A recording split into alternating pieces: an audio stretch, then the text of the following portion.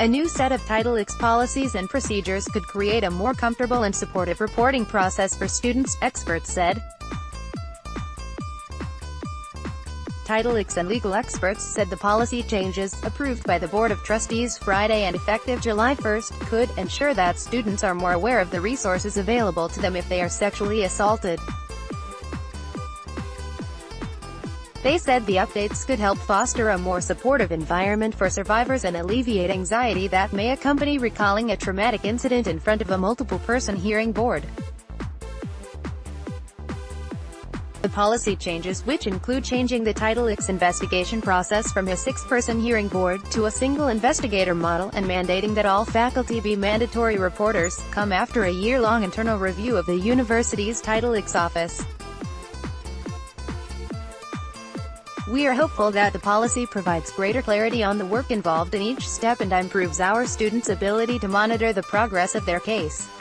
Caroline LaGuerre-Brown, the Vice Provost for Diversity, Equity and Community Engagement, said in an email. LaGuerre-Brown said the new policies were released following input from students, faculty and staff, and will include a long-requested ability to appeal a case because one or both of the parties involved do not believe the sanction is appropriate.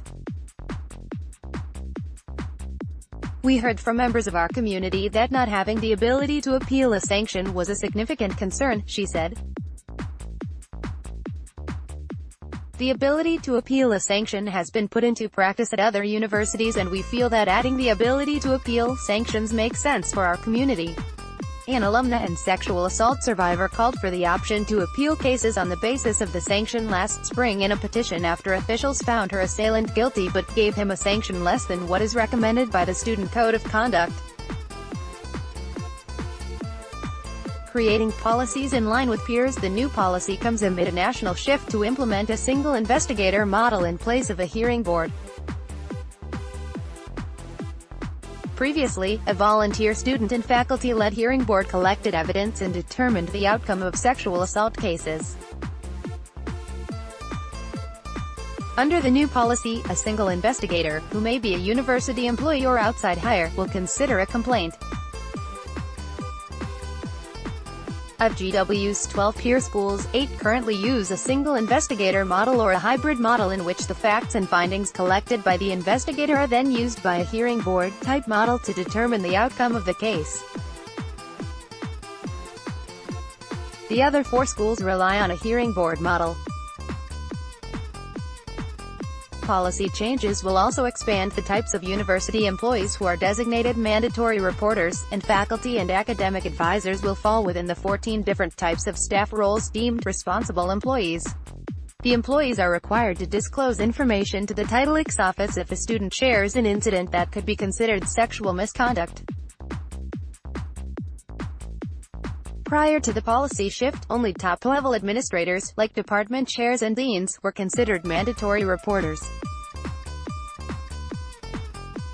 The changes come at the end of a turbulent year for the Title X office, following both student and federal pressure to revamp current proceedings. Officials announced last July that they would review the university's Title X policies with the help of Cousin O'Connor, a Philadelphia-based law firm specializing in Title X procedures. The law firm finished its probe earlier this year, and first drafts of the new policy were available in April, LaGuerre-Brown said. GW is also currently under federal Title X investigation for the alleged mishandling of a student's sexual violence case and sex-based discrimination. Jody Shipper, the co-founder of Project X, and the former executive director of the Office of Equity and Diversity and chief Title X administrator at the University of Southern California, said faculty aren't necessarily trained as frequently as they should be when dealing with cases involving sexual misconduct, and that a single investigator model would allow cases to be handled by someone with specialized training. The university required hearing board members to be trained in asking questions regarding the reported violations, according to the Student Code of Conduct. Whenever I hear from students who have had what they consider to be a really difficult experience, it is often that it was at the hearing stage that something went wrong, Shipper said. They got surprised or someone brings in evidence they weren't supposed to bring in, and they have to figure out how to deal with it.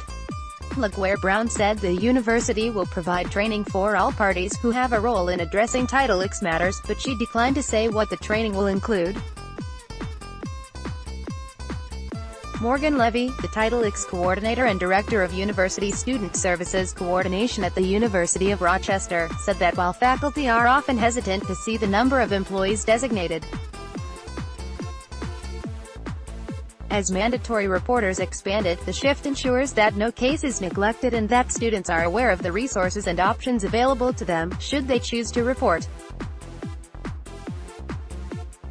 I think that it's helpful if everyone is a responsible employee so that we can assure that no matter who gets told about an incident of sexual misconduct, they know they're going to get connected to their rights and their options and the resources that are available to them, Levy said. It's not like we are going to force them to come into the Title X office. With the policy change, GW will be among at least 11 peer schools that also list most faculty and staff positions as mandatory reporters,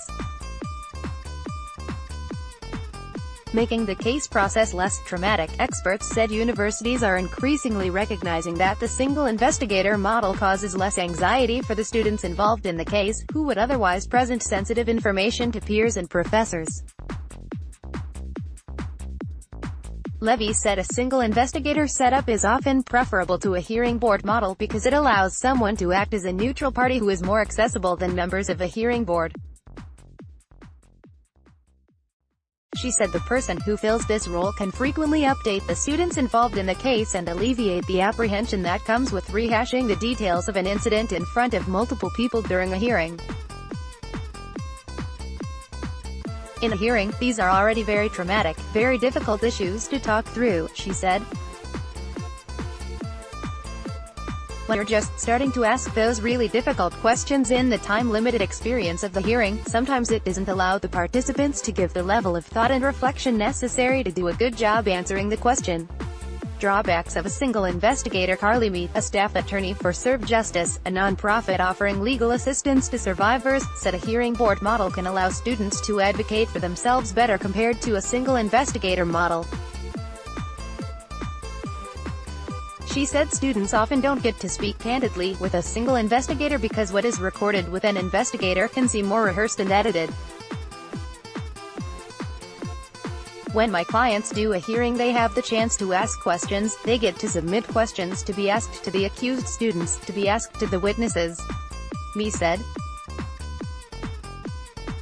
In the single investigator model, it's really the investigator who gets to decide the questions that are asked. Lizzie Mintz contributed reporting. This article appeared in the May 21, 2018 issue of The Hatchet.